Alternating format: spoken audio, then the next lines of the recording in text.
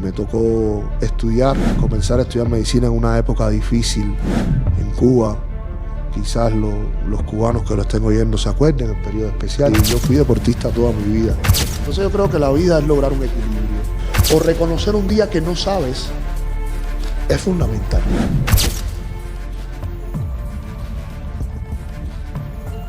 Hola, soy Jonathan Orozco. Hola, soy Darly Machado y te damos la bienvenida a De Batalla a Fondo, el podcast donde exploramos los sacrificios, desafíos y recompensas de quienes han elegido la medicina como su misión de vida. Esto es De Batalla a Fondo. Nos acompaña el doctor Urbano Solís, reumatólogo y médico familiar, con 10 años de experiencia en reumatología y más de 20 años de experiencia en medicina. Trabaja en el Hospital Andino de Riobamba, en la Clínica Metropolitana, y es docente en la Universidad Nacional de Chimborazo y también en la Escuela Superior Politécnica de Chimborazo. Entre sus logros está el desarrollo de protocolos clínicos para el tratamiento de enfermedades reumáticas en pacientes. También se dedica a la formación y a la docencia de estudiantes universitarios. Últimamente él ha colaborado con docentes e investigadores en esta área, especialmente en el manejo de pacientes con un enfoque multidisciplinario. Bienvenido, doctor. Gracias por acompañarnos en este podcast. Bueno, muchas gracias a ustedes por la invitación y nada, vamos a conversar sobre algunos temas importantes, una conversación lo más abierta y lo más franca posible. Bueno, doctor, para empezar nos gustaría preguntarle cuál fue el motivo por el que comenzó con esta carrera, cómo nació su pasión por la medicina. Es una pregunta difícil de poderte dar una respuesta precisa. Yo desde que era pequeño, ¿no? Desde que tengo uso y razón, te estoy hablando, no sé, 6, 7, 8 años, creo que siempre tuve vocación o me interesaba estudiar medicina. No puedo decirte que en mi familia habían otros médicos que me llamaron la atención o que me inculcaron. No, en mi familia fui la primera persona que estudió medicina, que estuvo integrada a lo que es las ciencias de la salud. Pero siempre desde muy pequeño, siempre cuando me preguntaban, bueno, ¿y qué quieres ser cuando grande? ¿Qué quieres estudiar? Siempre dije medicina. Quizás un poco motivado por ese deseo de ayudar a las personas, de poder mitigar un poco las necesidades que surgen cuando uno está enfermo. Me refiero sobre todo a necesidades de salud. Pero sí, desde que recuerdo, me traslado a mi infancia y desde que recuerdo siempre quise estudiar medicina. Nunca pensé, por ejemplo, estudiar una ingeniería o estudiar otra carrera. Siempre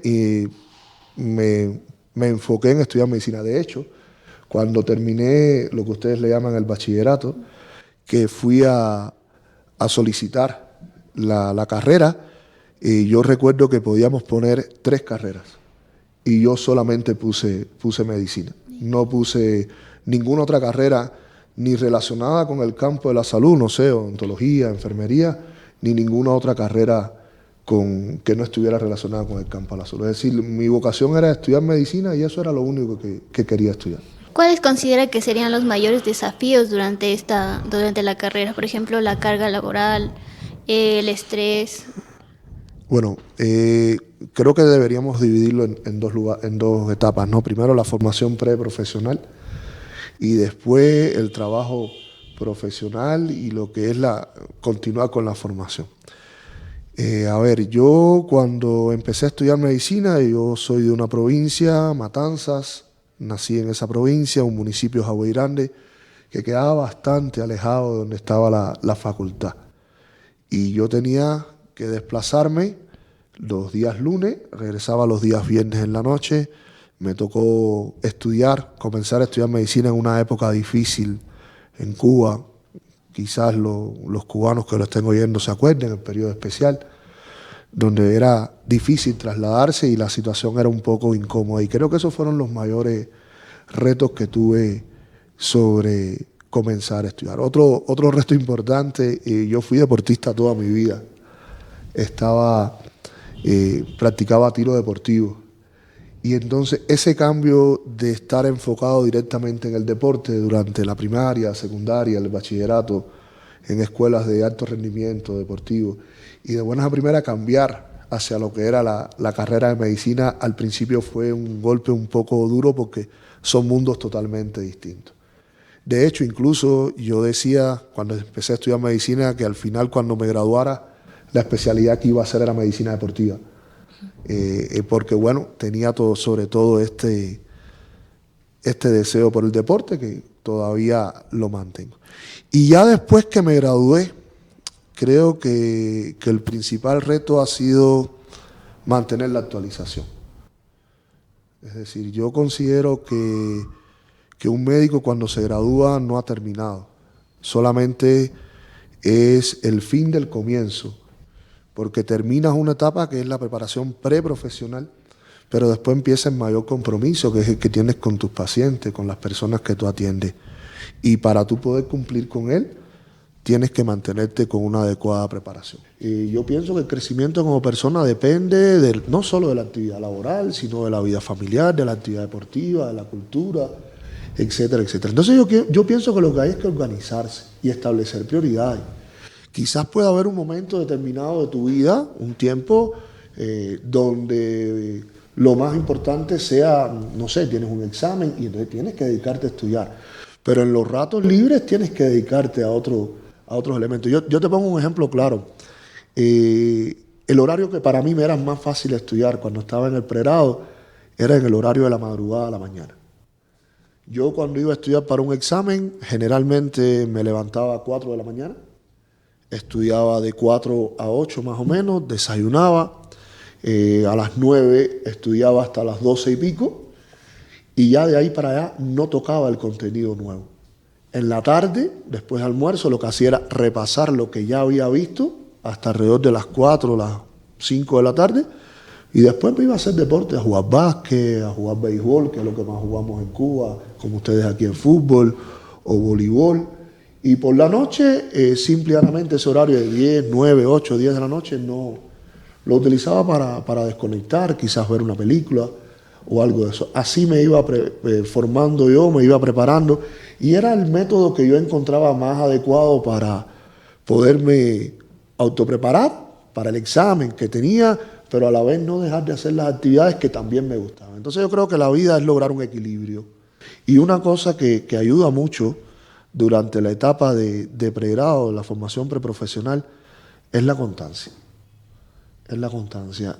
A veces yo en el aula converso con los estudiantes y sé que muchas veces los estudiantes estudian, como digo yo, 2 días antes del examen. Y eso simplemente no da resultado porque acumulas una gran cantidad de contenido. Si usted le dedica 1 hora diaria a usted repasar lo que usted dio en el día, eso te va a ser muy fructífero. Porque consolidas lo que viste, aclaras dudas que tengas o te salen dudas nuevas que después las puedes aclarar con el profesor. Doctor, como mencionó, usted realizó su formación en otro país. Entonces, ¿nos podría mencionar tal vez algunas diferencias que haya notado en el sistema educativo? ¿O cómo fue su formación en otro país? A ver, bueno, ya yo me formé hace unos cuantos añitos también ya, ¿no? Sí hay diferencias en cómo se llama en la formación. Por ejemplo, nosotros nos pasábamos mucho más tiempo en el hospital que en la universidad. Yo recuerdo que yo estuve en la universidad en la parte básica, las ciencias básicas, primer y segundo año de carrera. No sé, bioquímica, filosofía, histología, embriología, anatomía. Eso lo dábamos en cómo se llama, en la parte de ciencias básicas, como mismo sucede aquí. Pero ya cuando tú empezabas lo que ustedes son quinto semestre, ya prácticamente no ibas a la universidad. Era todo el tiempo en el hospital. Te hago una anécdota. Yo terminé segundo año y cuando fui a empezar tercer año, que sería el quinto semestre, me dijeron que me presentara en la sala de medicina interna del hospital. Y yo llegué tempranito con mi mandil, mi bata puesta. ¿Quién es la jefa enfermera? Me salió una muchacha, yo. Dile, mira, mi nombre es Urbano Solís, soy estudiante de tercer año. Me dijo, sí, aquí lo tengo su nombre. A usted le toca la cama de la 1 a la 6. Digo, pero ¿y qué voy a hacer yo con esa cama? ¿La atiendo, la destiendo? No, esos son sus pacientes. Dile, pero ¿cómo que mis pacientes? Si yo de medicina todavía prácticamente no sé nada. Y me dijo, no, acostúmbrese que esos van a ser los pacientes suyos. Recuerdo que llegué, me senté, no eran las 8 de la mañana todavía, y como a las 8:10, 8:20 llegó el docente. Y empezamos, el docente llegó, nos reunió y nos dijo, bueno, hoy no vamos a pasar visita, el día de mañana comienza el pase de visita a las 10 de la mañana, ustedes llegan a las 8, evolucionan los pacientes, y a las 10 empiezan el pase de visita. Entonces, recuerdo que otro estudiante le preguntó, doctor, pero en cada una de las camas hay pacientes con enfermedades distintas que nosotros no conocemos. Y la respuesta fue tan clara y tan precisa que nos llamó la atención a todos. Tienen 24 horas para estudiar. ¿Qué nos quiso decir? Que no podíamos confiar única y exclusivamente en lo que nos dieran en el aula de clase, sino que nosotros teníamos que ir un poquito más adelante. Y yo hoy noto que el vínculo con la práctica ha disminuido un poco. ¿Por qué? Porque no hay tantas estancias hospitalarias. Vuelvo y le repito, nosotros no íbamos a partir de quinto semestre, no íbamos a la universidad. Si acaso un día dar alguna clase de inglés, pero era todo el tiempo en el hospital. Tú a las 8 de la mañana tenías que entrar a la entrega de guardia. La entrega de guardia demoraba unos 20 minutos, ibas para tu sala. En la sala estabas hasta las 12 del día haciendo las actividades que te tocaban, almuerzo. En la tarde en el mismo hospital tenías clases de farmacología, de anatomía patológica, en dependencia del semestre en que tú estuvieras cursando, y tenías una guardia semanal. Aunque fueras estudiante de tercer semestre, de quinto, de sexto, una guardia semanal, una estancia. Que claro, no la hacías tú solo. Por ejemplo, cuando yo rotaba con medicina interna, yo estaba en quinto semestre, yo tenía un estudiante de 10º semestre en medicina interna y también había un residente y había un especialista. Entonces, tú ibas educándote un poco en lo que era la jornada de trabajo, de lo que iba a ser en el futuro lo que te tocaba. Pero a la vez aprendías mucho y te tenías que autopreparar, que eso era lo más importante que yo veía en ese momento. Doctor, aquí topamos un tema muy importante y es la vida fuera de las aulas, en el ámbito hospitalario. Aquí le tengo una consulta. Usted como estudiante, ¿vivió alguna anécdota de algún paciente en particular que le marcó o le dejó algo en su formación? Tuve otra experiencia, un año antes tuve una experiencia, íbamos para un evento deportivo de las facultades, íbamos para un encuentro nacional de deporte. Yo estaba en el equipo de básquet y en el equipo de béisbol y nos estábamos trasladando en tren y se descarriló el tren.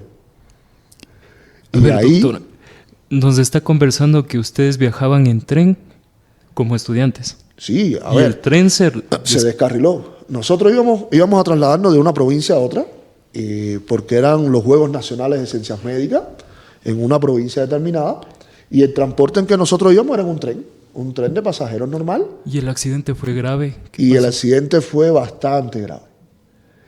Nos tocó a nosotros, siendo estudiantes, cuando aquello estaba en quinto año de la carrera, viene siendo, no sé, un 9º semestre aquí, y nos tocó a nosotros asumir la atención de urgencia a los pacientes, a las personas que tuvieron complicaciones de salud durante el tren. Habían heridas, había traumas, había fracturas. Y entonces ahí, imagínate, nadie sabía que nosotros somos estudiantes de medicina, pero al final no vamos a tener una persona que necesita primeros auxilios y no lo vamos a dar. Y entonces prácticamente todo el equipo, éramos alrededor de 30 y pico, 40 personas, entre los docentes que nos acompañaban, los representantes de la facultad, porque se hacían por diferentes deportes. Tuvimos que asumir nosotros la atención hasta que llegaron los servicios especializados de atención. Recuerda que un tren no siempre va por la carretera. Un tren a veces atraviesa lugares que son muy difíciles de llegar.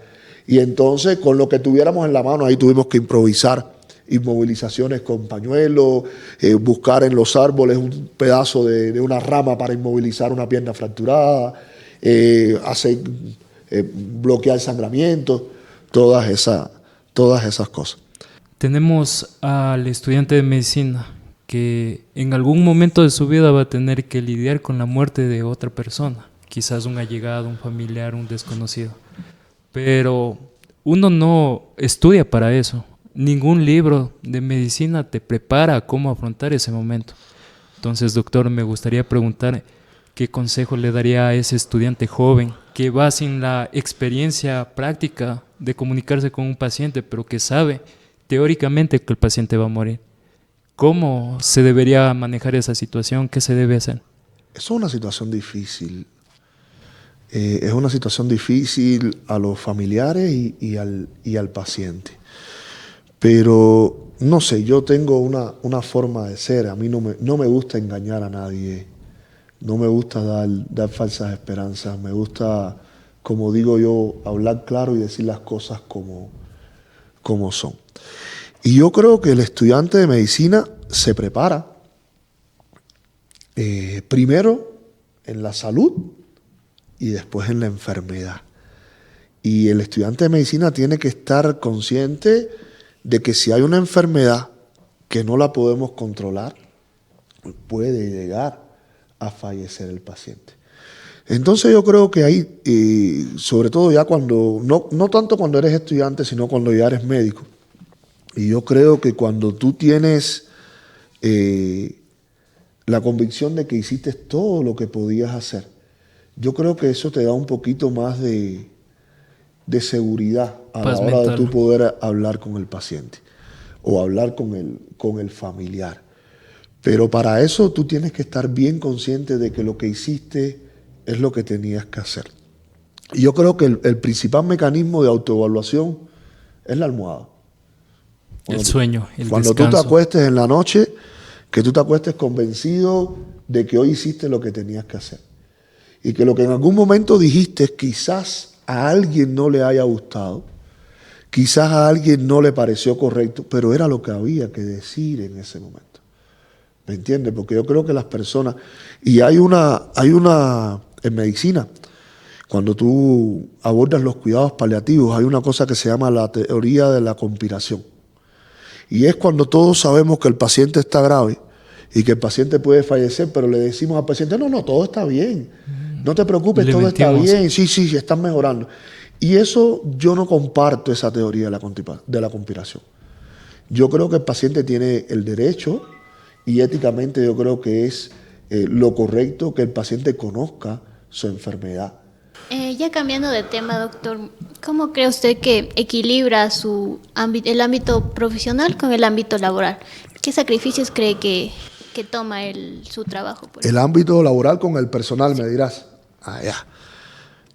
Bueno, todo es importante. La familia es importante y el trabajo es importante. El trabajo te hace hasta cierto punto sostener la familia y la familia hasta cierto punto te hace sostener el trabajo. Entonces tú tienes que buscar esa relación que hay. El trabajo es fundamental, pero también hay que dedicarle tiempo a la familia, a los hijos. Recuerda que la educación no es responsabilidad del sistema educativo de forma completa. La educación parte desde la casa, la educación parte de los padres. Los primeros principios y valores que usted tiene se los inculcan sus padres. No los inculca la universidad, ni los inculca la escuela. Quizás la escuela te ayuda muchísimo y la universidad te forma o te consolida esos valores que teóricamente ya tú debes tener desde la casa. Entonces yo creo que hay que brindarle el espacio a los dos. Ni todo puede ser la familia únicamente, ni todo puede ser el trabajo únicamente. Entonces hay que lograr ese equilibrio. Que hay veces que el equilibrio se va un poquito más para el trabajo, en otras ocasiones se va un poquito más para la familia, puede ser. No te digo que no, pero al final siempre hay un equilibrio. Doctor, si usted tuviera la posibilidad de tener enfrente suyo una versión más joven de usted mismo, tal vez le daría alguna recomendación o ¿qué le diría? No me alcanzaría el tiempo para recomendarle cosas. En 2 minutos, ¿qué le diría? Me la estás poniendo difícil ahí. Palabras a ver, puntuales. No sé si has oído alguna vez que experiencia y juventud no ligan. Porque ¿qué cosa es la experiencia? La acumulación de errores. Viene con los años. La experiencia no es más que la respuesta que tú tienes a partir de la acumulación de errores que has cometido. ¿Entiendes? Entonces, si yo tuviera, por ejemplo, delante de mí ahora, me pudiera teletransportar a cuando yo tenía 22, 23, bueno, 17, 22, 23, 24 años, ¿qué le dijera? Que aprendiera a escuchar primero, que escuchara un poquito más antes de hablar, que dejara que hablaran los demás primero antes de hablar él, para que pudiera tener, antes de poder decir, conocer cómo pensaban los demás. Y a veces ser un poco más calmado, tener menos ímpetu en un momento determinado. Yo creo que eso, es decir, tener un poco más de paciencia a la hora de tú tomar una decisión. Creo que eso, me dijiste 2 minutos, creo que me pasé de los 2 minutos, así que en ese sentido creo que es lo que más yo le pudiera decir, porque ahora que ya tengo unos cuantos años arriba, me doy cuenta que, por ejemplo, cuando yo era más joven, que tenía 24, 25, 26 años, a veces yo era un poco rápido para dar la respuesta, era un poco rápido para tomar una decisión. Y quizás a lo mejor podía haberme aguantado un poquito y haber pensado un poco más algunas decisiones que tomé en un momento determinado. Aquí, doctor, nos ha hablado mucho de la organización y el equilibrio. ¿Qué otras características, cualidades o virtudes debe tener una persona para ser un buen médico? Yo no creo que sea para ser un buen médico, yo creo que sea para ser una buena persona. Por ejemplo, para mí es vital, por ejemplo, la puntualidad. Para mí es vital. No creo que nadie tenga el derecho de disponer del tiempo ajeno. Es verdad eso. Entonces, yo creo que se te puede presentar un problema y tú puedes llegar un día tarde por situación X, por situación Y. Pero eso es un día, eso es una excepción, no puede ser la cotidianidad. Entonces, yo creo que eso es importante, la puntualidad. Segundo, reconocer que te equivocaste. Eso es fundamental. A partir de una equivocación surge un nuevo conocimiento. Cuando tú te crees que tú te lo sabes todo, simplemente, bueno, ya eso me lo sepa. Pero cuando tú te equivocas y logras que hay un tema que no lo conoces, entonces eso te hace a ti que tú vayas a estudiar. Entonces, reconocer un día que te equivocaste o reconocer un día que no sabes es fundamental. Doctor, hemos planteado una dinámica. Estudiantes al azar de medicina le van a plantear una preguntita. Así que vamos a proyectar esa pregunta, usted la escucha y me dice su respuesta, por favor. Sí, no hay problema. Hola, soy Daniela Vélez, estudiante de la carrera de medicina, y mi pregunta es, ¿cómo maneja la carga emocional de su trabajo sin afectar su vida personal y familiar? Bueno, doctor, luego de haber escuchado la pregunta, ¿qué le respondería a este estudiante?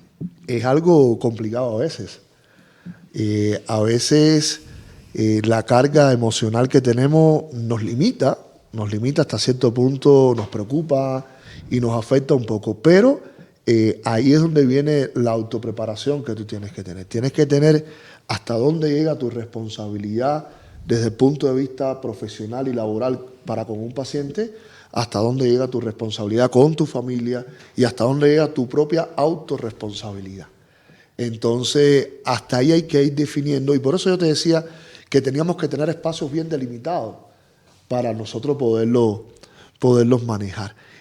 A veces es difícil, no puedo decirte, a veces uno llega a la casa y llega días difíciles que tuvo en la consulta, algún paciente que te llama la atención, y aunque tú creas que no, te llevas esa información. Y yo hay veces que llego y me siento con mi esposa, que no tiene nada que ver con salud, no conoce nada de salud, pero me siento y converso con ella.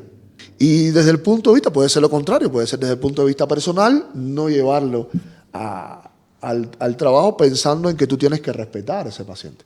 Ese paciente va donde usted está en busca de una solución a su problema de salud, no a que usted le genere un nuevo problema o no que usted le genere una nueva preocupación.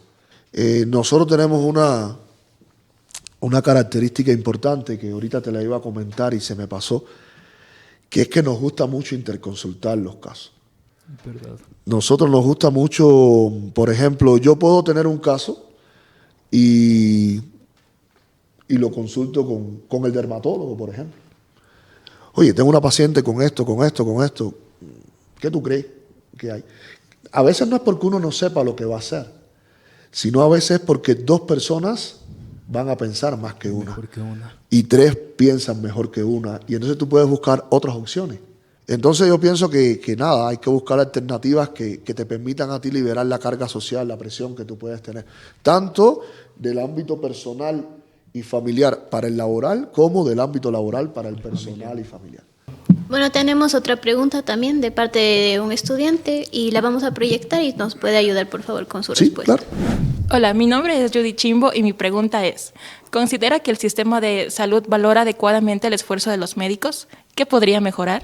Bueno, yo creo que el principal ente regulador que tenemos nosotros, los profesionales de la salud, es el Ministerio de Salud Pública.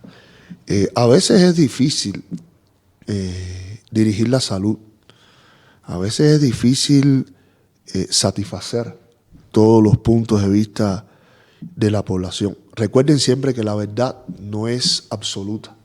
La verdad siempre es relativa y va a depender desde el punto de vista que tú lo veas. Yo pienso que el sistema de salud ecuatoriano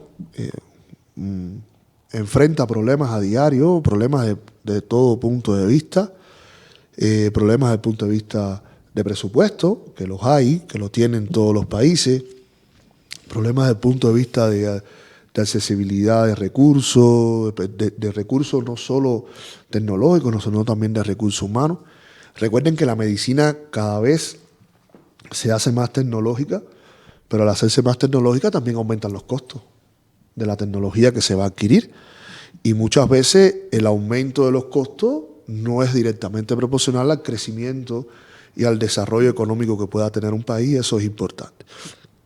Pero yo creo que sí se hacen esfuerzos con la finalidad de reconocer la labor de los médicos, que queda mucho por hacer, muchísimo, y siempre va a quedar algo, porque yo pienso que la salud es algo de lo más preciado que tienen los seres humanos y todo lo que hagamos en pos de la salud nunca va a ser suficiente. Yo creo que siempre se va a quedar. Queda mucho por avanzar, por ejemplo, en la atención a grupos vulnerables, y no me refiero solamente a embarazadas y a niños. Creo que hay un grupo vulnerable que se ha quedado un poquito retrasado y son los adultos mayores. Desde mi punto de vista, falta mucho por crear grupos gerontológicos. Queda mucho y es un cambio que se está llevando desde hace unos años atrás, pero que lleva tiempo, aunque se han dado pasos de avance, pero bueno, estos quizás no sean tan grandes, que sea mejorar un poco la atención primaria de salud. Hay que acabar de entender que es mucho más fácil y más económico prevenir que tener que curar. Y ahí es donde tenemos que basarnos nosotros, en mejorar la calidad de vida de la población. Y para eso, promoción de salud y prevención de enfermedades. Bueno, ya apareció la enfermedad, la controlamos, seguimiento y todas estas cosas. Pero si nosotros logramos promover salud y prevenir que aparezcan las enfermedades, no solo va a ser una ventaja social, sino también va a ser una ventaja económica, no solo para el sistema de salud, que va a tener que invertir menos recursos en lo que es la curación, sino también para el sistema económico personal y familiar. Yo pienso que eso es fundamental. Sí hay reconocimiento, quizás no el que quisieran alguna parte importante del gremio, pero creo que hay que centrarse sobre todo en eso, en lo que es el desarrollo de la atención primaria de salud como piedra angular del servicio del Sistema Nacional de Salud.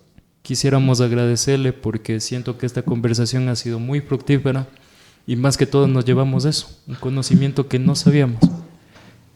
No, yo les agradezco a ustedes también la oportunidad, ¿no? Y como me has oído decir en algunas otras ocasiones, cuando nosotros estudiamos nos basamos en el libro que nos dan nuestros profesores, pero cuando nos graduamos somos los responsables de crear nuestro propio libro.